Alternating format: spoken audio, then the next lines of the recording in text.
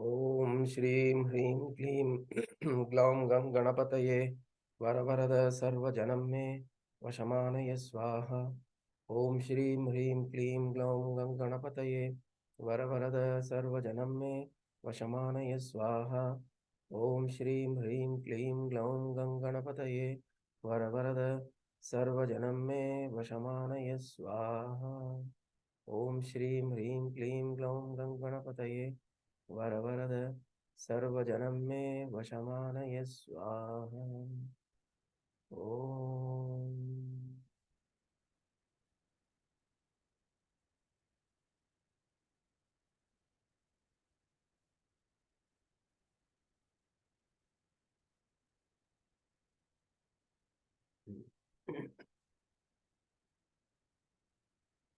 So, which one is this now? Verse 9 and 10. We saw up until the Nirguna Upasana.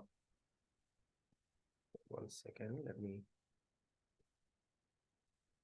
unshare.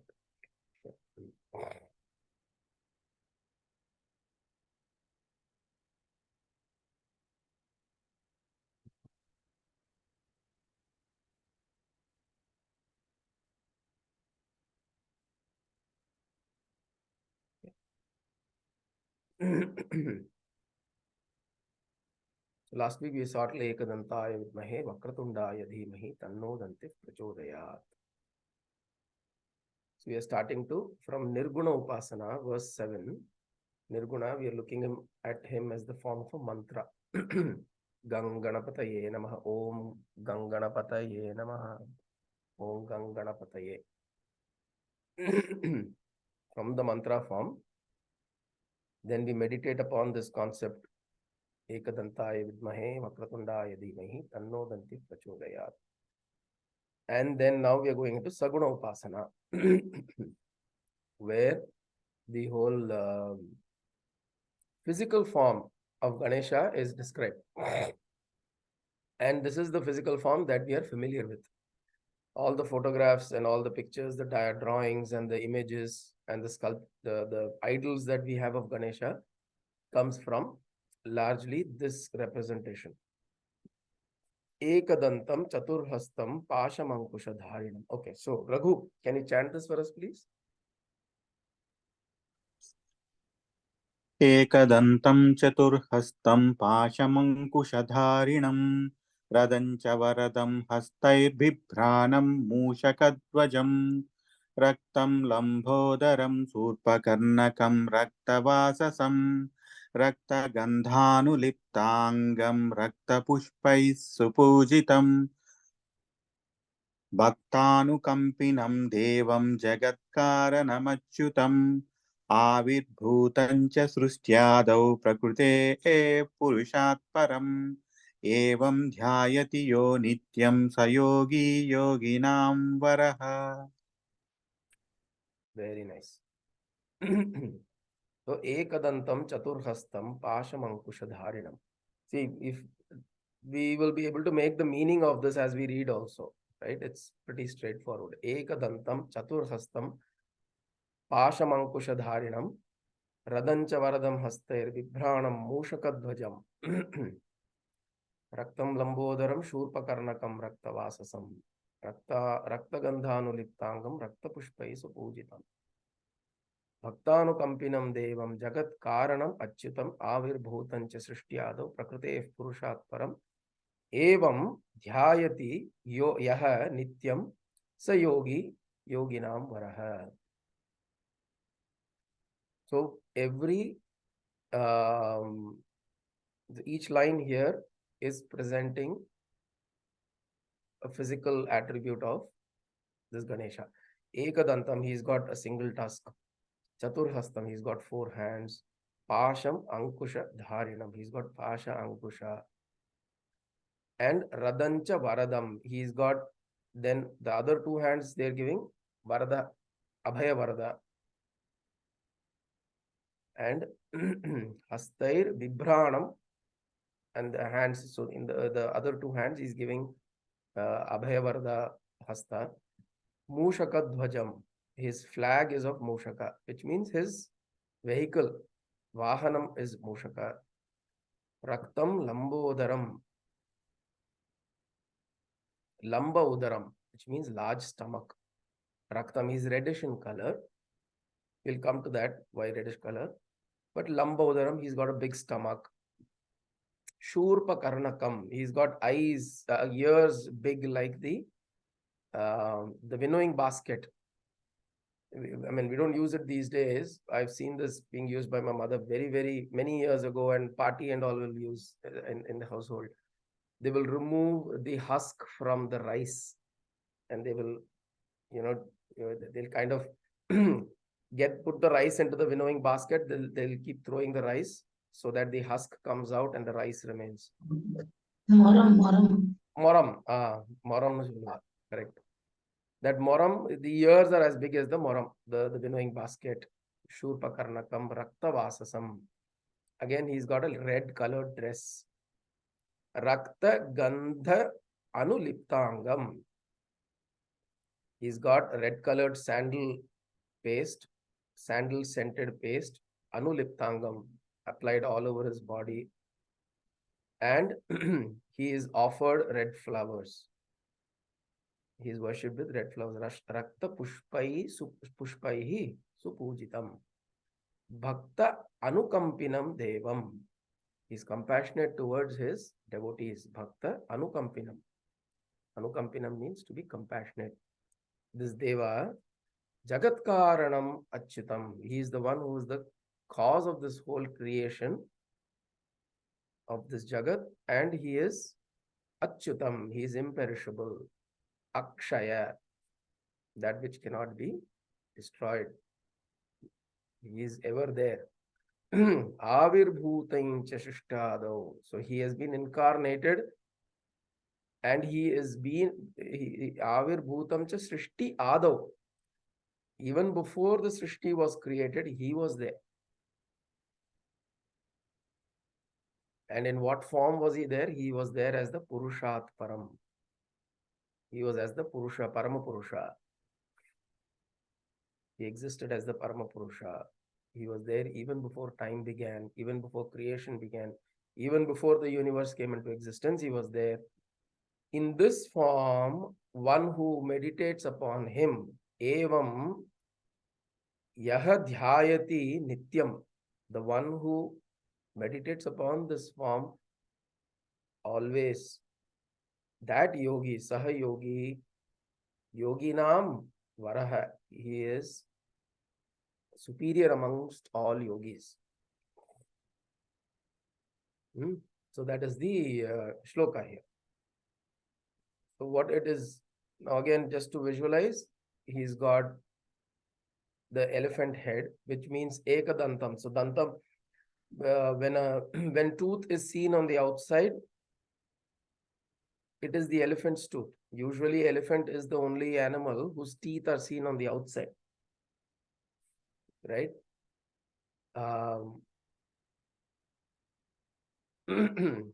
Unless in the prehistoric times, there is a tiger called a saber-tooth cat. They had long teeth which came outside.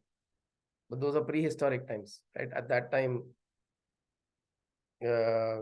this is assuming saber-tooth cats don't exist. This is the time only when elephants exist, and elephants have the teeth outside. Elephants are the only animal that we see that there are teeth outside, right? The others, they'll have to do something to show the teeth outside. Like, they have to open up their mouth and then you see the teeth. But animals, so if you're talking about ekadantam, talking about a danta, it's the animal of which it's an elephant head. It's an elephant head, and he's got four hands, chaturhastam, and he's got pasha and ankusha. So now the story of Ekadantam, we are familiar. Why one danta? Because the other one he broke to write Mahabharata for Vyasa and all of that. That story is there, right?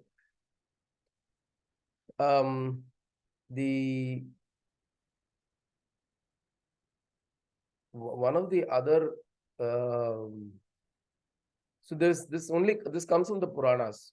So there is this very close relationship between Vedic literature and Puranic literature. Puranic literature brings about the stories of who Ganesha was, how did he come into existence. If you go to Shiva Purana, you will find the whole story around why Ganesha came into existence and what was um, the whole story behind it, in terms of how Shiva went. Parvati was there, and she created Ganapati, and then Shiva came, cut off the boy's head, and all of that.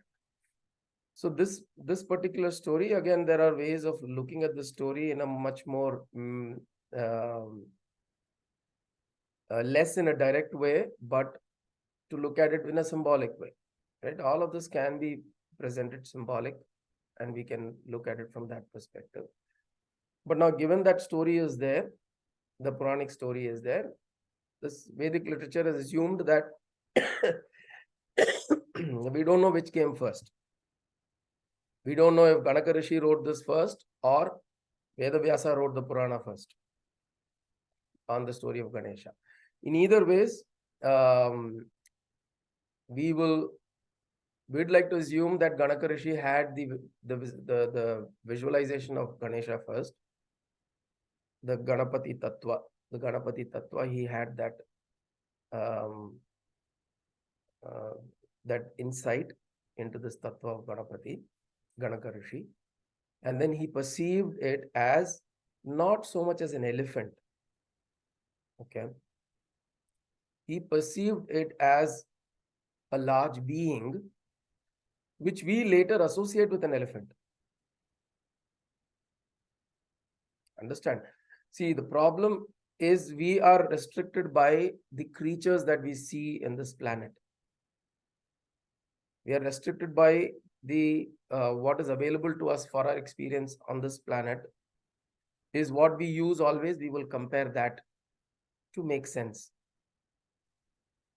So we don't know how this visualization Ganaka Rishi had. Ekadantam chaturhastam pashamam kishadharinam radancha varadam hastair vibhranam mushakadhvajam. We don't know what visualization he had, but then if we kind of do a close match, it may be like an elephant with a large stomach, large ears, because that's the animal that we have seen has some of these descriptions, right? And see, he doesn't say Mushaka Vahanam, he says Mushaka Dhvajam. Mushaka is the Dhvaja, which means the flag. And it's also funny to imagine how Mushaka can be a Vahana for an elephant. Nothing pada. But again, symbolic. We've created these symbols to represent a concept. Concept came in this head. Obviously, Ganaka Rishi did not think of an elephant. The way I would see, Ganaka Rishi didn't see an elephant. He would have seen this large being, a cosmic being, Virata Purusha. He says Purushat Param. This Virata Purusha he saw with everything big. His body was big, his head was big, his ears were big, everything was big. And his limbs were big. Vakratunda. Vakratunda means limbs, curved limbs. So the limbs could be coming from anywhere, from the face, from the hands. These are also limbs. These are also limbs. Legs are also limbs.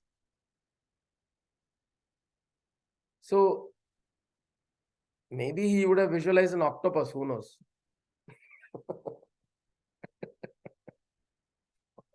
Octopus also has curved limbs.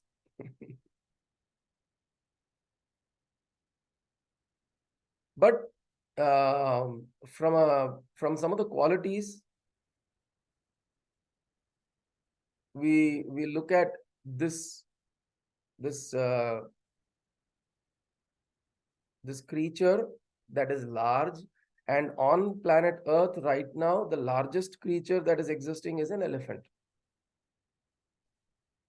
Maybe during the times of a dinosaur, it would be different. I don't know what we would have tried to map it to. But right now, because we know the largest animal is an elephant, and what Ganaka Rishi was experiencing was this particular being, this Virata Purusha, was so large and so huge and so big. The closest experience that you can have of something that big is something like a huge elephant. Okay? And then the Puranas would come around saying how elephant's head came on to Ganesha and so on and so forth. But now here the visualization is important. And you're looking at this one large being who has a large body. Large, na, just imagine when you have to think about when you're out in the open, you're looking into the sky and this huge being there. It's a large body, large stomach, limbs coming out, large limbs. And that being is the cause, Jagat Karanam, is the cause of this whole universe. It is almost like a Vishwarupa Darshanam.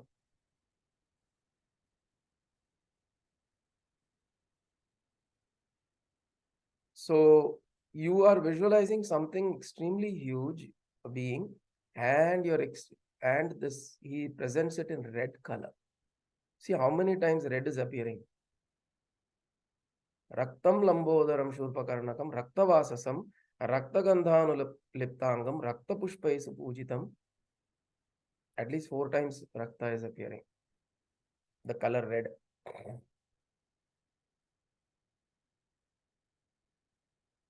So visualizing this whole large being reddish in color, which means what is happening is, sorry? Hello Yeah. அந்த ஏக தந்தம்ங்கிறதுனாலதான் நம்ம யானைய எலிபென்ட்ட compare பண்றோமோ?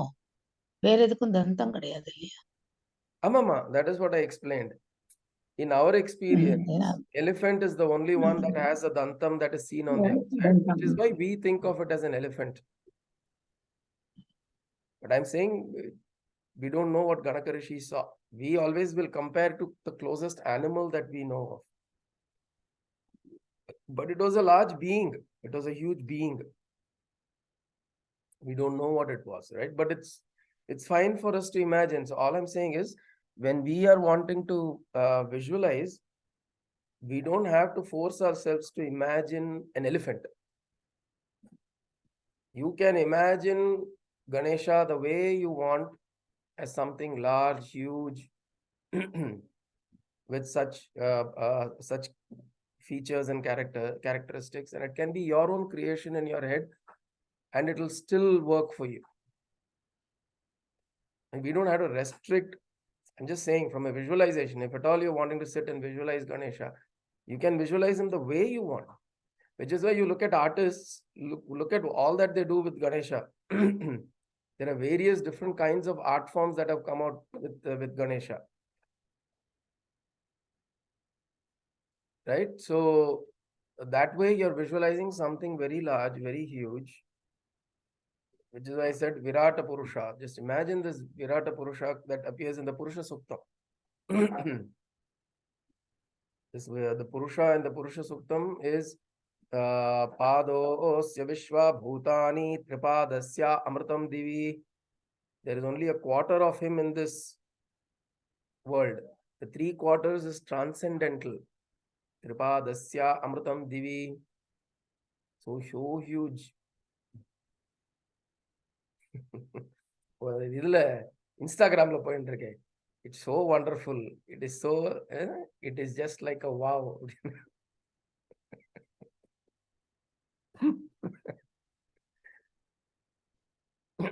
So you visualize and you think, wow, so big.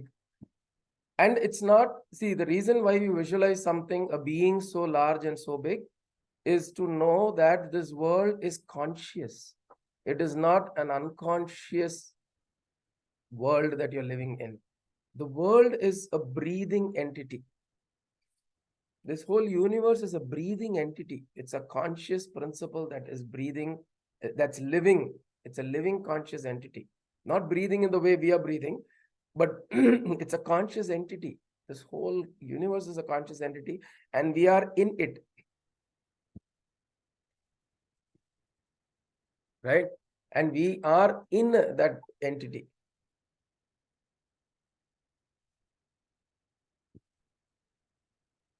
So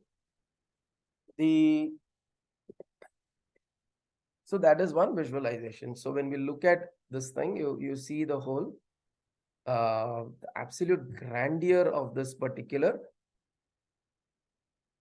entity, which is Ganesha. And when you look at it, we should try to imagine that we are part of it. Not that we are sitting here and looking at the whole thing. We are part of that creation. We are part of this universe. It is not like I am looking at Ganesha. No, I am in Ganesha and trying to perceive Ganesha. I am in this Virata Purusha. I am part of the Virata Purusha and I'm trying to perceive this whole thing. It is difficult, which is why we have to use our imagination, which is why the mind, the value of the mind comes into play. Like, for example, the cells in our body will never know where they are, which body they are in. Will our cells ever know that? The cells in our body, they just know, okay, I'm doing this, I am here, these are the cells besides me. I have come into being now. I am doing some work, then I will probably die off. That is all. It doesn't know it is existing in such a large body. Forget cells. Talk about bacteria. The small bacteria that exists in our body, the worms, the viruses that exist in our body. There are so many germs exist in our body today. We are host to so many living creatures in our body. It is unbelievable to imagine that.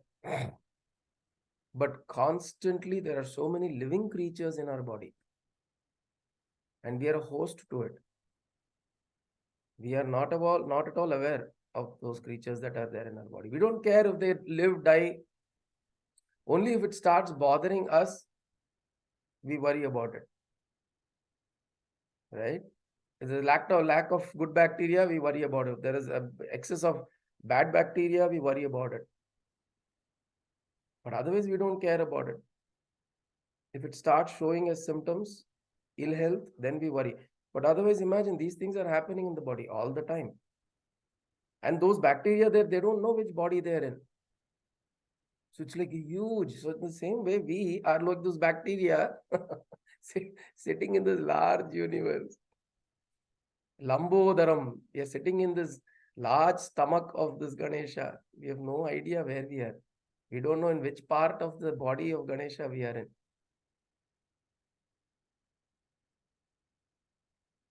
So this is the whole concept of Vishishtadvaita also. You are the master, I am the slave.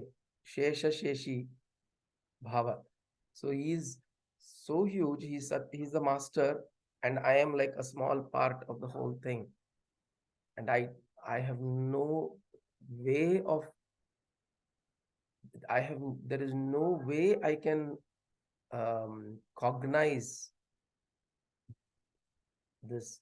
So the only thing that will happen to the mind when you go through this process of trying to visualize this grand being is the mind will shut off, like we spoke yesterday. The mind will go into some kind of complete expanse and you'll not know what to think beyond that. And then the mind will silence off. You'll become silent. So that is the process. You now visualize something so large. And then why red in color? Because I just saw some messages. North India Ganapati is red. Yes, Ashtavinayaka, red color. Correct. Ashtavinayakas are all depicted as red in color. Siddhivinayaka is also red in color. Correct. Correct. So one of the important things about Ganesha is, as we said, he is Mooladhara Sthitosi Nityam. He is Sthita or situated in the Mooladhara. And there is the chakra in the base of the spine, it's called Mooladhara. The psychic center is called Mooladhara. And the symbol color that represents the Mooladhara is red in color. This red color. Each of the chakras have a different color represented by. Mooladhara is red. The Swadhisthana is like orangish. The Manipuraka is yellowish, Anahata is green, and so on and so forth. Right? So each chakra has a color representation associated with it. So Mooladhara Sthitosi Nityam, so he is associated with the Mooladhara, and his color is always red in color. And he is also the Lambaudara, also means there is also an interesting sound presented there. Lam is the sound Bijakshara of Mooladhara. Each of the chakras also have a sound, they have a form, like they'll have a lotus or they'll have a square, triangle, whatever. They have a form, they have a sound, and they have a color. So each chakra is associated with a name, a form, a sound, a color. So from the bottom it goes Lam, Vam, Ram, Yam, Ham, Sham, Om. These are the sounds, the Bijaksharas of each of the psychic chakras. So he is Lam. Lambodara is also because he is the sound of Lam. So through Lam, in certain forms of worship, you can invoke Ganesha through the Bijakshara of Lam. Although Gam is the sound that Ganaka Rishi introduces to us, right? In this shloka, you see, he says, Ganadiim Purvam Ucharyam, here see, Kakara Purvam, Purva Rupam, Om Ganganapataye Namaha. So he introduces Gam as the Akshara, Bijakshara, to invoke Ganapati, but if you invoke him through the chakra practices, you invoke him as Lam. So Lambodhara Ekadanta. Lambodhara Ekadantaya. Next verse, Shivasutaya Shri Varadamurtaye Namo Namaha. So this one is red in color. So he's red in color is also because when your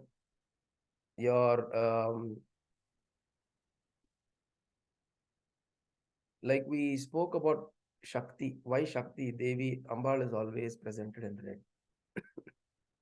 Because in the spectrum of colors, you see Vibgyor, violet, indigo, green, violet, indigo, blue, green, yellow, orange, red.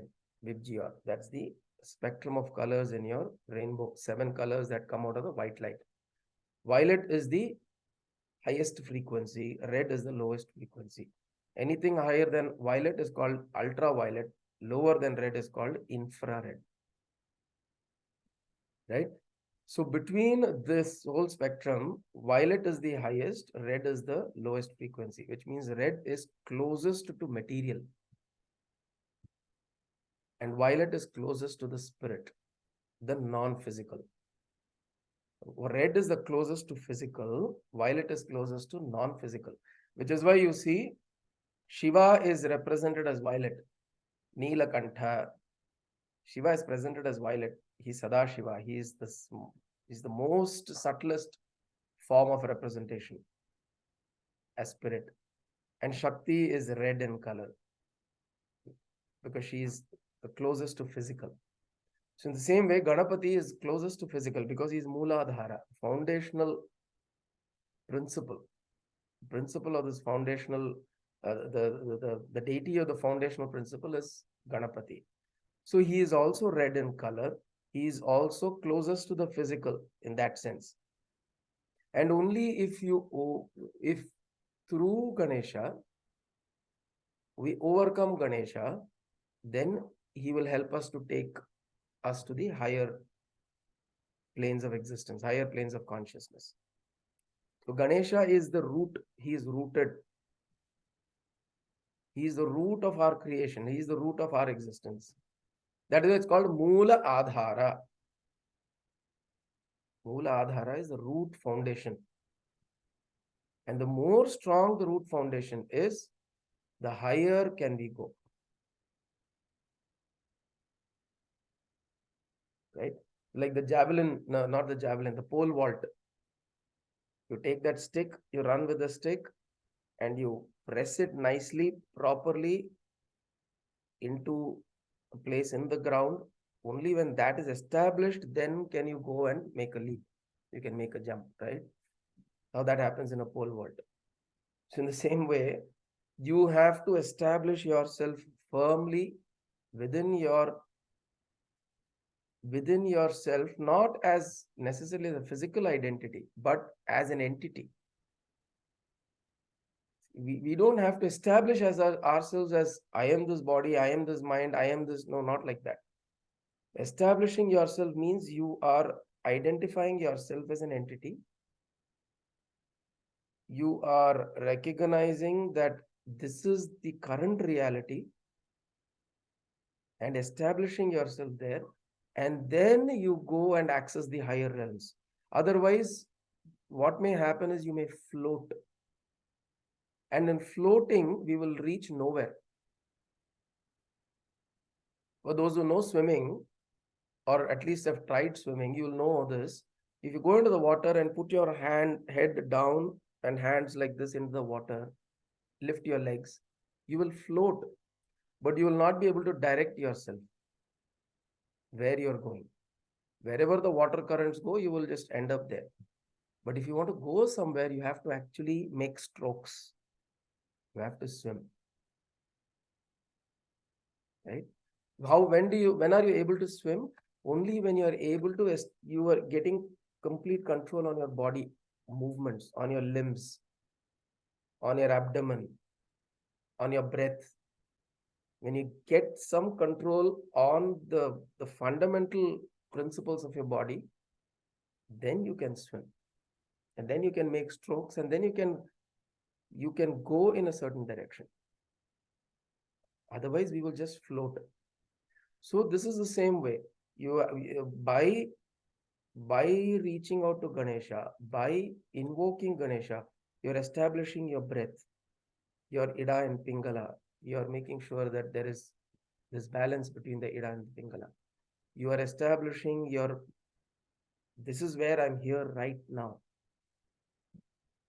See, remember always, self-realization doesn't make us float. It doesn't take you somewhere.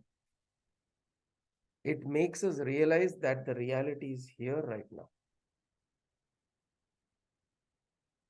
Realization is essentially about knowing there is no truth other than what is here right now.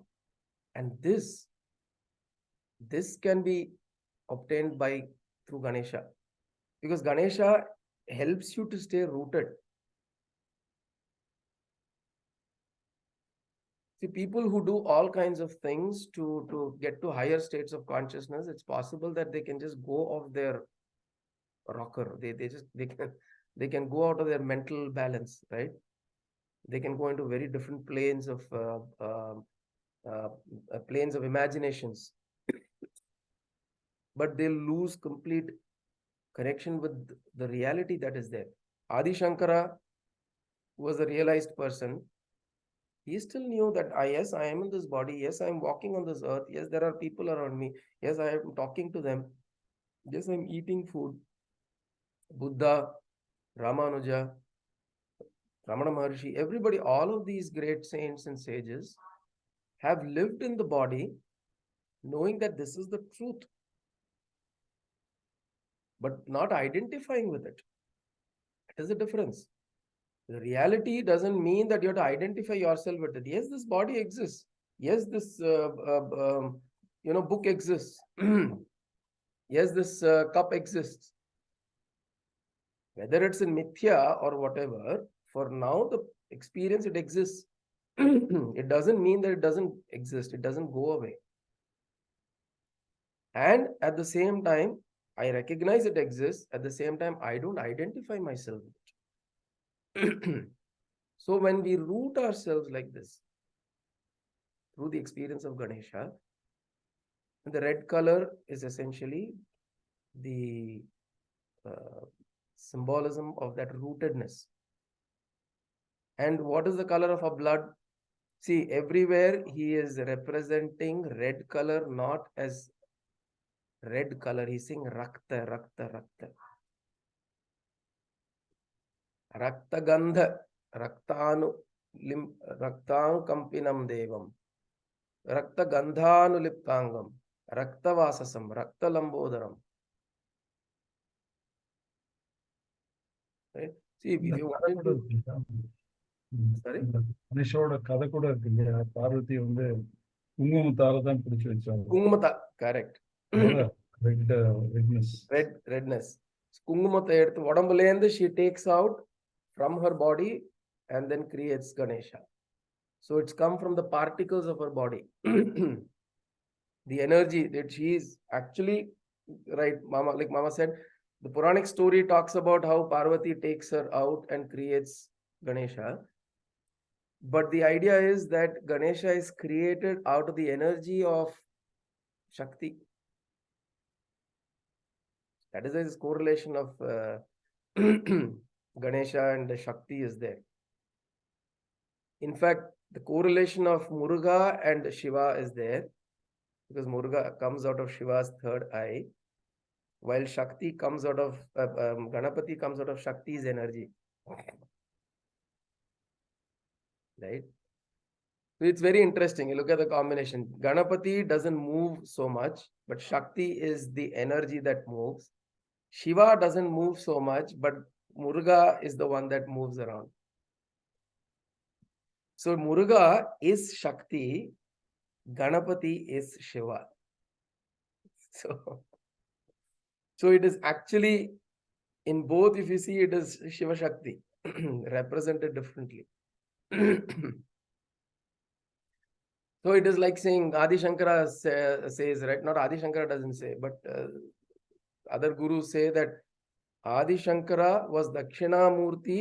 The Shiva in the silent form was Dakshinamurti. Shiva in the active form was Adi Shankara.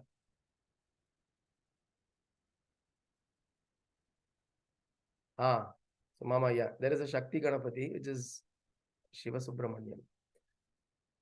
Correct. In fact, there are temples where Ganapati is dressed up like a lady. Sari ilankati uduva. So they put a Shakti Ganapati that Mama is pointing out. They dress him up with a red sari, Raktavasasam. Red dress is dressed up in red color.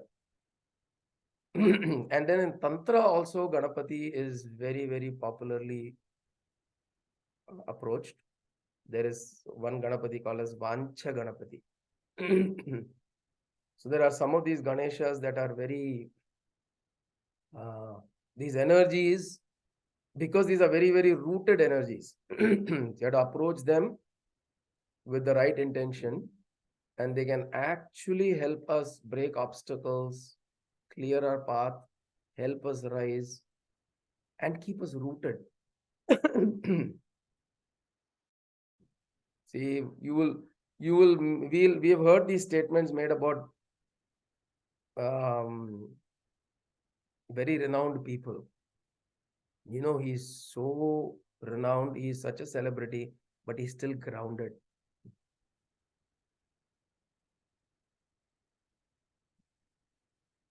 Why is that groundedness important? Is because otherwise you'll end up floating. And why are they respected? Not because they're great celebrities, because despite being great celebrities, they're grounded, which is why they're respected. So the groundedness is what Ganesha brings in us. How much ever spiritual sadhana we do, we have to ensure that we always start with Ganesha, invoke Ganesha, and make sure Ganesha travels with us, because this groundedness is required at every stage. Suppose you're walking up a ladder, right? And you fix the ladder nicely, and you say, okay, you now have fixed it, foundation is very clear, it's all done. Now you start climbing. At every step, you have to establish yourself, correct? To go to the next step. If I start jumping up, there are chances of accidents happening. I might fall down. But at every step, what do? I establish myself, Ganesha. Every step, I establish Ganesha. So that rooting should happen at every step. Only then I can go to the next step. So this is the concept of this Ganesha that we are trying to visualize here. So what he's saying, red color, Rakta Gandha Anuliptangam. So this is the one that Mama is saying. So he is applied with this red colored sandal paste, which means he is created out of the sandal paste, and that is what we apply over him also. Rakta Pushpai Supujitam. He's offered red flowers. And as I was saying, the color of blood is also red, correct? You take all, I mean, you can't say for all creatures, for human beings. Definitely for all human beings, the color of blood is red. Right? It's very unlikely that you have a human being, color is different. So it also means it's the essential ingredient within us. Red is the essential ingredient within us, red color. So that way, we from as a spiritual sadhaka, red is an extremely important color in our visualization, and it can hold you very close to yourself.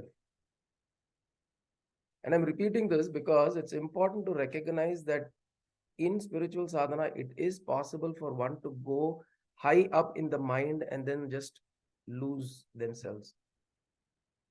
Aha, chances irukku. You will get those, when one gets those experiences where it becomes so subtle that you lose the consciousness of the body, which is very beautiful. But we should have the ability to associate or that ability to stay rooted. Because what might happen otherwise, if we go into those higher states of consciousness, it's like getting drugged. You may falsify this world and you will find it difficult to live here. Falsification of the world can happen in your head, but not in your transaction. If it settles into you, the falsification settles into you, and if it starts happening in the transaction, then it's very difficult to live with people around. Because everybody else in a loose mari pesi irukkaan solluva.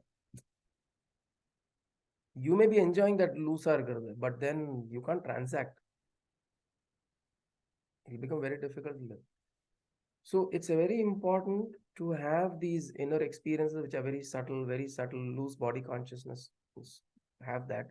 But at the same time, also come back to this rootedness. So red breath and redness brings us back. Tantric worshippers la baathal nariya per blood vechalla worship பண்ணுவா. They'll offer blood, rakta pushpai supujitam. The red colored flowers for tantric worshippers will be blood that's flowing from their body. They'll do a cut and they'll offer the blood. That is the red flower that they're offering. What they're showing is, this is the essence of what I am, and I'm offering this to you. Bhakta anukampinam devam jagat karanam achyutam. He is the one who is compassionate to all his devotees. Which means if you are invoking Ganesha, what you will also experience is compassion. Love, compassion. You'll experience that. Anukampinam devam jagat karanam achyutam. He is one who is the cause of all this creation. This supreme Paramapurusha is the cause of all creation. Avirbhutancha Srishtiyadav. He was created, or he existed even before the Srishti came into existence. He existed before that. Prakrite Purushat Param. He existed before that means what? He was, time came much later. Time is a product of creation. What existed before the universe? We don't know. But something definitely existed, because of which universe came into existence. Correct? Even science cannot say what existed before the universe. But something did. I mean, there is something from where, I mean, it is nothing. It is nothing in that sense. It is not a thing. But as consciousness, as a principle, something existed from which existence came into being. So it says Avir Bhutam. He was incarnated. This existed Srishti Adav, even before the existence of the universe, because time, space, and everything came as a product of creation. Before universe created, how long was it like that? It's hard to say because time didn't exist. And it's a very difficult concept to understand loss of time. It's difficult in the waking state, it's difficult to understand what it means by no time. Because we are in a space, or we are in an environment where even if you go to sleep, you see time is moving. You can experience time when you get up. Right? Morning would have become evening. And then you experience time. But assuming you're in a closed room, in an ice box, in a completely isolated environment, you will not have a sense of time at all. If you go to sleep, you don't know how long you slept. You don't know when you woke up, you don't know how long you slept. You have no idea. So, and then that'll make us crazy. I mean, just imagine if you don't know what's happening, and when there's no sense of movement, it'll actually drive our minds crazy. Because time is a part of our experience.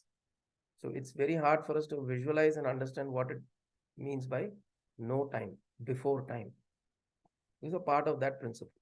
But in meditation, in our dhyana, it's possible to experience that no time because you are going into it consciously. When you go into it consciously and the experience settles into you, then it becomes that no time means you are always in the present moment. That means you don't experience movement of time in your consciousness. You're always conscious, always conscious. Do you know the difference between yesterday and today? Of course, you will know transactionally. But in yourself, you're always there at this moment. Evam dhyayati yo nityam, the one who forever meditates upon this, sa yogi, that kind of a yogi is a superior or a supreme yogi. We'll just take 2 minutes and close the last verse. Last verse is, Raghu, can you chant please? Yeah. Namo Vratapataye, Namo Ganapataye, Namah Pramadapataye, Namaste Stulambodharaye Kadantaya Vigna Vinasine, Sivasutaya Sri Varadamurtaye Namaha. Beautiful. Usually said in a single breath. Right? And there are 8 namas here that are referred to Ganesha. Namo Vratapataye, Namo Ganapataye, Namah Pramathapataye, Namaste Astu Lambodharaye Kadantaya, Vignanashine Shivasutaya, Sri Varadamurtaye, Namo Namaha. Vratapataye is the Lord of the Yashti or the Vrata, the individual. Namo Ganapataye is the Lord of the Ganas, a group. So he is the Lord of the individuals, he is the Lord of the group. Pramathapataye, he is the Lord of all conquerors, which means he helps you conquer over the baser tendencies, the obstacles, helps you conquer over that. He is one whose large stomach, Lambodhara Eka Danta, with one tusk. Vigna Nashine, remover of obstacles, son of Lord Shiva. This is the only place where he is presented as Shiva Sutta, son of Lord Shiva. And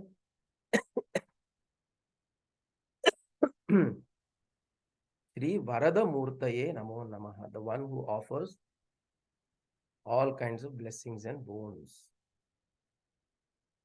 Okay. So this is the Saguna Upasana, and with this we will we have seen the main shlokas or the main verses of Ganesha Upasana. Okay. So what we'll do is let us just chant this once. I will chant, I'll repeat together. The last Ashtamantra. This is called as a Ganapati Ashtamantra. Namo Vratapataye.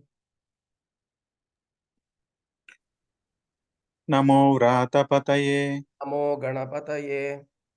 Namo Ganapataye. Namah Pramathapataye.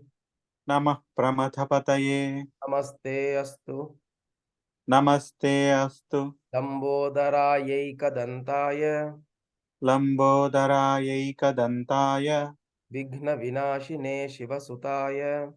Vighna Vinasine Sivasutaya. Shri Varada Murtaye Namo Namaha. Sri Varada Murtaye Namo Namaha.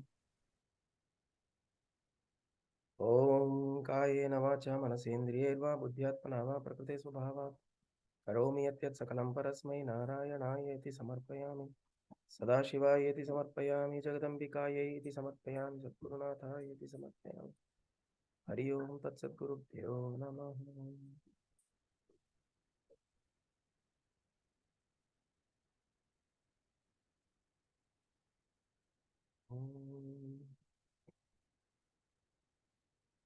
So in some places you'll say Vighna Nashine, Vighna Vinashine. Some of these words are slightly used differently. Next week, we will let's spend a little time to look at the Phalashruti. There are a few shlokas in the Phalashruti. We'll just go through that in one session, and with that, I think we'll be able to complete Atharvasheersham. Okay. Hari Om. Hari Om.